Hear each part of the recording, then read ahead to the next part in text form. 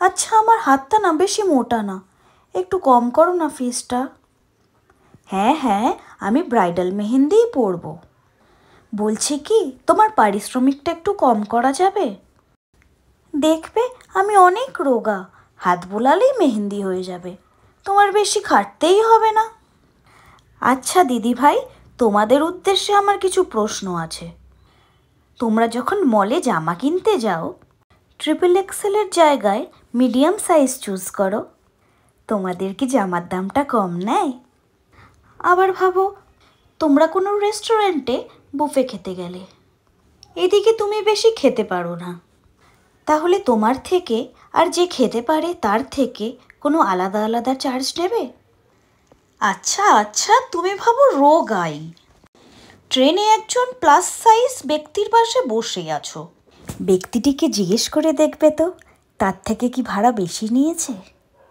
এরা যখন তোমার থেকে মোটা রোগা এসব দেখে পয়সা নিচ্ছে না, তাহলে আমরা কিভাবে নিই বলো তো? আমরা ব্রাইডাল সিজনের ব্যস্ত দিনগুলোতে যখন তোমার টাইমটা সেট করছি, তখন তো সেটা রোগা হাত মোটা হাত দেখে বিচার হয় না। বা আমরা যখন অর্গানিক মেহেন্দিটা বানাচ্ছি, তখন একটা কোণের জন্য বানাই বা 10টা, প্রসেসিং তো সেমই থাকে।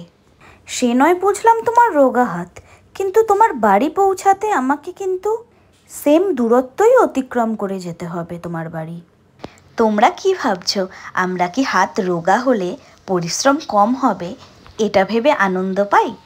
আসলে কি জানো, আমরা মেহেন্দি ডিজাইনাররা যখন কোনো ক্লায়েন্টের একটু গোলগাল বা একটু হেলদি হাত পাই, আমরা বরঞ্চ আনন্দই পাই।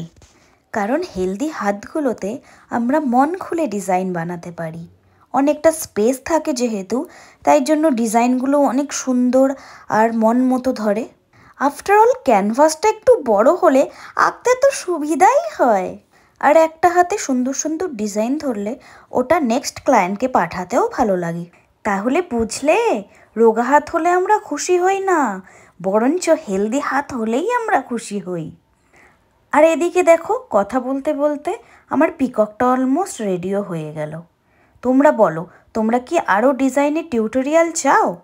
তাহলে কিন্তু লাইক আর কমেন্টটা করতে হবে, আদারওয়াইজ যদি তোমরা উৎসাহ না দাও, আমি কি করে নতুন নতুন ডিজাইন নিয়ে আসি বলো?